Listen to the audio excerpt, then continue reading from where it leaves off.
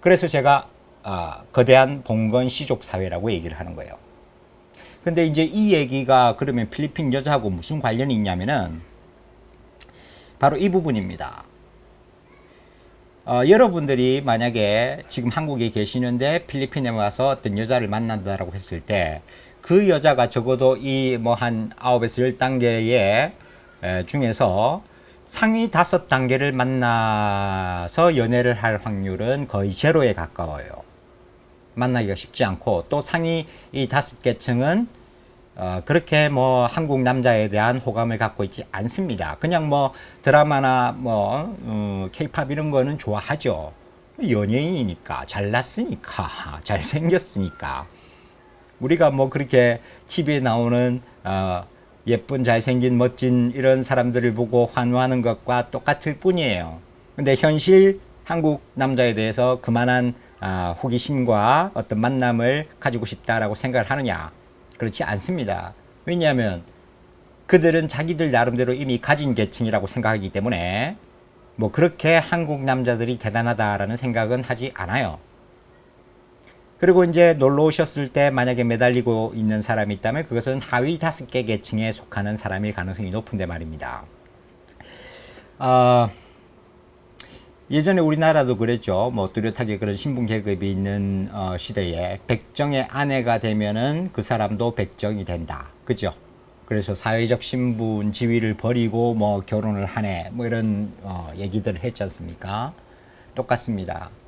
한국에서 여러분은 중산층으로 어느 정도의 생활에 아무런 하자가 없고 일반적인 생활을 하던 사람이 만약에 필리핀의 그런 하층에 해당하는 여자와 만약에 결혼을 하게 되면 여러분은 이 필리핀에 오는 순간 하층민이 되는 겁니다. 그래서 한국인의 어떤 그런 특권을 버릴 각오가 계시면 여러분이 만나게 되는 하층 여자들을 만나십시오. 그를 각오를 하고 만나시란 얘기입니다. 왜냐하면 얘들의 의식은 여러분이 생각하는 것과는 많이 달라요. 특히나 자 이렇게 욕하는 사람이 있죠. 뭐 필리핀 여자들이 매 뭐 돈 달라 그런다. 조금만 친해지면 돈 달라 그러고 뭐 가족들이 어떻다 뭐 아프다 뭐 하면서 이제 계속적인 어떤 요구들을 이제 하는 모습 그런 걸 이제 욕을 합니다. 아니 자기가 선택을 해놓고 왜 욕을 합니까? 그럴 거면 필리핀 여자 찾지 마십시오. 왜냐하면 이 여자들은 바로 가족의 생계를 책임질 어떤 거의 의무에 가까운 그런 뭐랄까 짐을 지고 있는 여자들이기 때문에 그렇습니다. 이 카톨릭 문화에서는 부자들이 가진 것을 같이 나누고 공유한다는 것을 절대 부끄러워하지 않아요. 그렇기 때문에 뭐 부잣집 친척 부잣집에 가서 뭔가 뭐 물건을 하나 가져오는 것은 대수롭지 않게 여깁니다. 얘기도 안 하고 가져오는 건데도 우리는 그걸 도둑질이라고 생각하지만 이 개념 자체가 다른 거예요.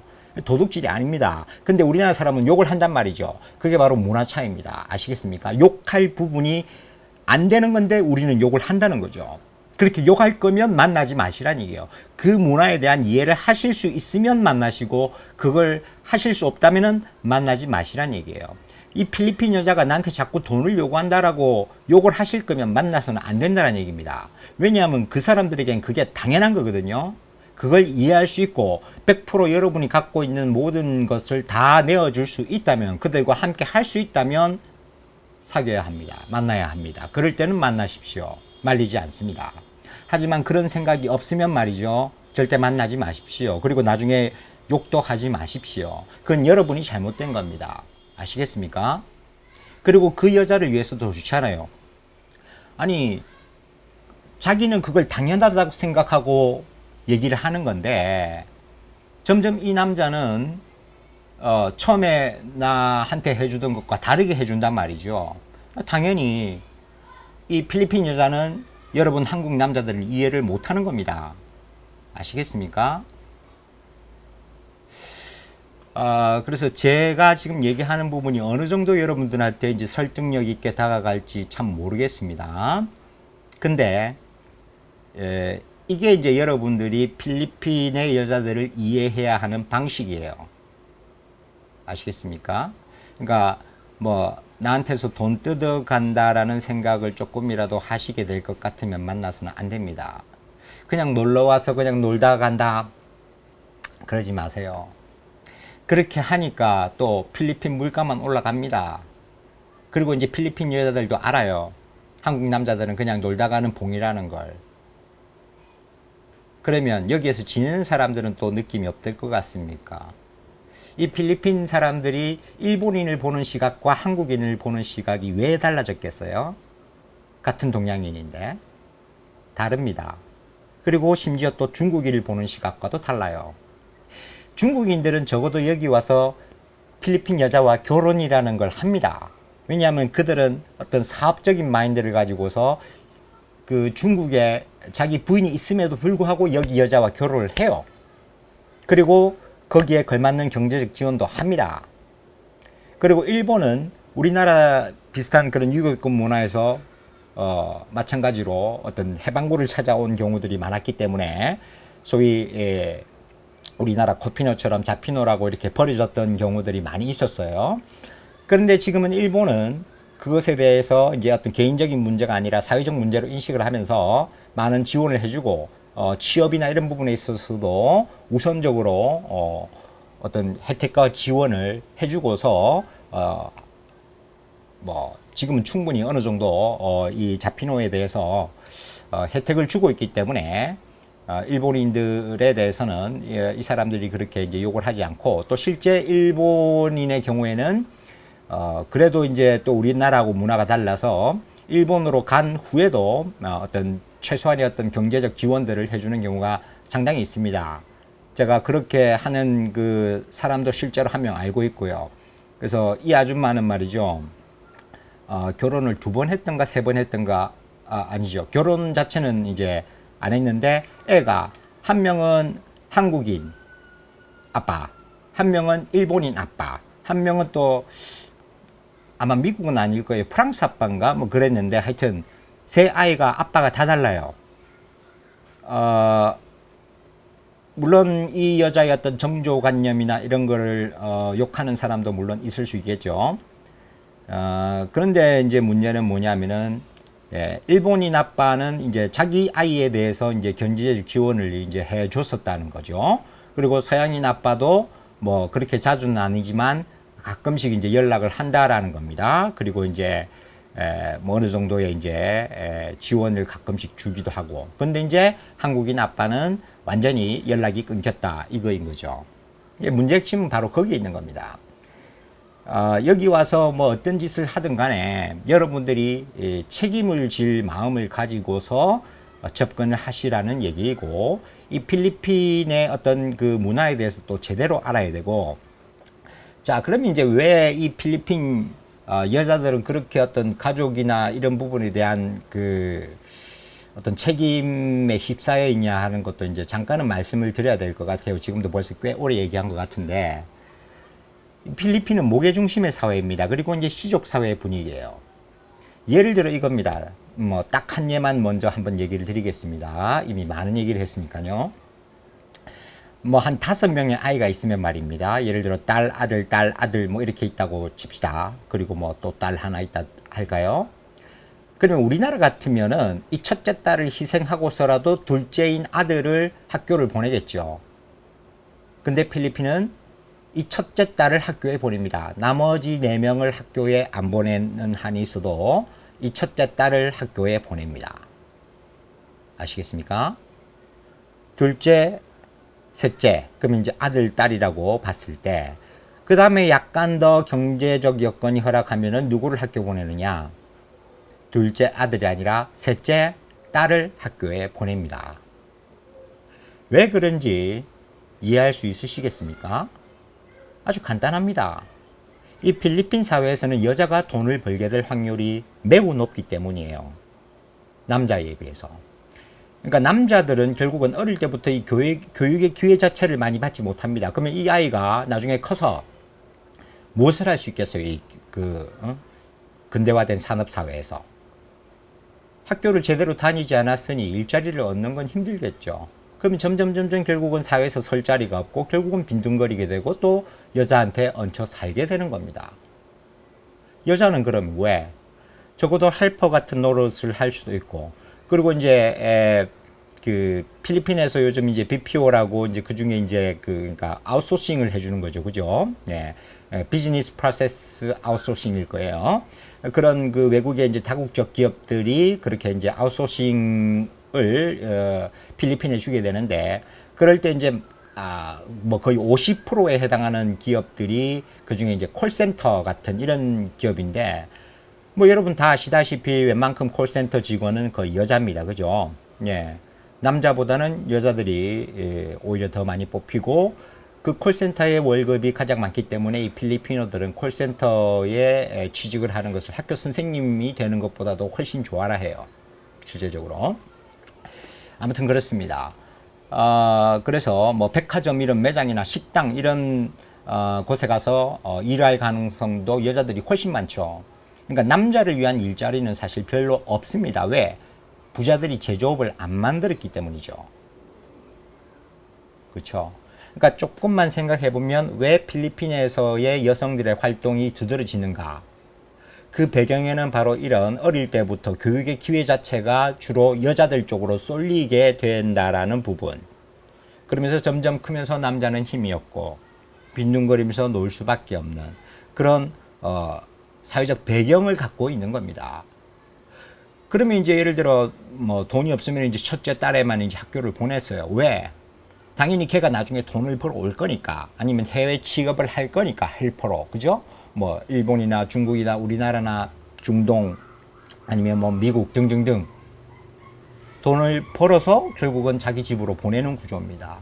외국에 나가지 못하면 이제 결국은 여기서 식당 이런데 몰에 판매원으로 취업을 해야 되는 거고, 뭐 그게 안 되면 헬퍼로 남의 집에 일을 가사 도우미를 가야 되는 거고, 이제 그마저도 안 되면 남은 선택은 별로 없죠.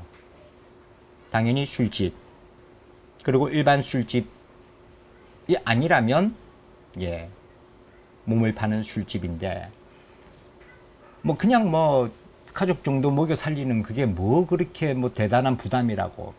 그렇지 않죠. 여기는 카톨릭 국가입니다. 결국 아시다시피 많이 들어보셨죠. 피임이라는 게 안 되고 낙태가 안 됩니다. 아이가 생기면 낳아야 해요. 그걸 욕하지는 마십시오. 이 사람들의 문화입니다. 이 사람들의 종교인 거고, 피임이 안 되고 낙태가 안 되면 당연히 출산을 많이 할 수밖에 없죠. 뭐 우리나라도 옛날에는 뭐 굳이 그런 종교적인 배경이 아니더라도 자손들을 많이 낳았어요, 그죠? 농경사회에서는 가족이 재산을 지키고 또 재산을 갖고 나가는 원동력이 되니까. 그래서 부모님 세대만 해도 뭐 한 칠형제 이런 건 뭐 많지도 않았어요, 그죠? 일반적인 것이었고. 근데 이제 필리핀은 이제 더더군다나 이제 그런 농경 사회를 벗어난 지도 얼마 안 됐지만은 또 이런 카톨릭이라는 종교적 특성 때문에 그렇게 또 출산을 많이 할 수밖에 없는 그런 상황이에요. 그러니까 한 그 가족 단위가 요즘에 여러분들이 생각하는 그 가족 단위하고는 비교가 안 된다는 얘기입니다. 그러니까 가족을 부양한다라는 인원은 뭐 대략 한 대여섯 명이 아니에요. 대여섯 명이 아니고 최소 10명 이상이고 뭐 한 2, 30명일 수도 있습니다. 아시겠습니까? 여자 한 명이 2, 30명을 부양한다고 생각해 보십시오. 아니 뭐 어쩌 그래, 또 다른 여자애들도 있잖아. 있습니다. 근데 또 이 특성이 뭐냐면, 또 얘기 드렸죠. 이 부자가 있으면 그 사람 걸 나누는 걸 자연스럽게 생각한다고 했어요. 그러니까 어떤 한 여자가 수입을 더 많이 벌면 다른 여자는 자기는 또 놀아도 된다라는 생각이에요. 골때리죠. 근데 그걸 이해할 수 있어야 합니다. 그래야 필리핀 여자를 만날 자격이 있으신 거예요. 왜냐하면 걔들한테는 이게 당연한 거거든요. 이해하시기 힘드시겠지만 그게 필리핀 문화입니다. 그러니까 이제 만약에 필리핀 여자가 한국 남자를 사귄다라는 어떤 생각을 했을 때 당연히 그 필리핀 여자뿐만 아니라 그 필리핀 여자의 가족들도 다 여러분이 부양을 해야 된다라는 생각을 하고 만나야 된다라는 거예요. 그 사람들은 다 여러분 한 사람을 보고 입을 벌리고 있는 겁니다. 아시겠습니까? 이 필리핀 여자들은 그래서 뭐 꼭 그래서는 아닌데 남자를 이제 좀 사귀겠다라는 생각이 들면 그 남자를 자기 가족과 친지들에게 인사를 시킵니다. 아마 그 영상 찍는 사람도 익히 알고 있을 거예요. 제가 볼 때는 좀 생활을 한 것 같으니까. 그래서 아무나 다 그냥 뭐 자기 가족에게 소개시키는 게 아닙니다. 적어도 가족에게 소개를 시킨다는 얘기는 자기가 이 사람과 이제 사귈 거다라는 하나의 표현이고, 어찌 보면 당신이 이제 우리 가족들에 대해서 책임을 져야 할 부분도 생각을 해야 된다라는 하나의 힌트를 주고 있는 거나 마찬가지인 상황인 거예요. 아시겠습니까? 그리고 그렇게 상대방 남자를 바라보는 시각이 애초에 이제 그런 부분이 있다라는 것을 모르지 않음에도 불구하고 자신의 모습을 숨기면서 상대방 여자와 그 가족들의 모습만을 이제 보여준다라는 것은 참 부끄러운 짓입니다. 여러모로.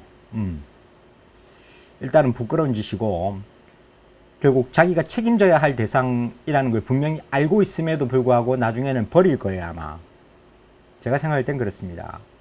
결코 그 사람은 그 17세 소녀와 결혼하지 않을 걸로 저는 예상하고 있습니다. 근데 만약에 그 일이 이제 실제로 벌어진다고 한번 생각해 보십시오. 이제 이 사람은 막상 사귈 것처럼 그렇게 그 집안 사람들하고 다 인사도 하고 그렇게 이제 놀러도 가고 하는데 말이죠. 이제 어느 순간 그냥 이제 이 여자 측, 그 여자 자체가 아니더라도 이제 그 여자 가족들이 이제 그 여자한테 이제 들볶습니다. 너 뭐 이것 좀 달라 해라, 뭐 저 돈이 좀 필요하다 해, 뭐 누가 아프다고 해, 얘기 좀 해, 이렇게 하면 걔는 말을 안 할 수가 없어요. 그쵸? 그 남자한테 이제 말을 할 것이고, 그러다 보면 요구사항들이 이제 점점 늘어날 건데, 이제 그 사람이 어이구 이제 안 되겠다, 너무 나한테 요구하는 게 많아 라고 생각하면서 이제 전화 연락을 안 받는다든지 이제 관계를 끊으려고 하면, 그 여자아이가 예를 들어 정말 이제 착해서 아무 일을 안 벌인다 해도 그 여자아이의 오빠나 삼촌이나 어떤 그 놀고 있는 남자들 중에 말이죠, 그런 생각을 할 사람이 분명히 생길 수 있다는 얘기입니다. 아니 그 자식이 뭐 결혼할 것처럼 그렇게 우리 가족하고 맨날 놀러 다니면서 영상 찍어 올리더니 이제 안 만나겠다고? 이 새끼 봐라, 뭐 이런 생각 충분히 할 수 있죠. 그래가지고 자기 아는 경찰, 여기는 경찰 세고 셌습니다. 경찰 종류도 너무 많아요. 그래서 이제 뭐 어떤 경찰한테 얘기해가지고 이 새끼 안 되겠다, 뭐 좀 받아내야 되겠다 생각하고 셋업을 걸 수 있다는 얘기예요. 충분히 가능한 얘기죠. 그런 식으로 셋업에 걸린다는 얘기입니다. 아시겠습니까?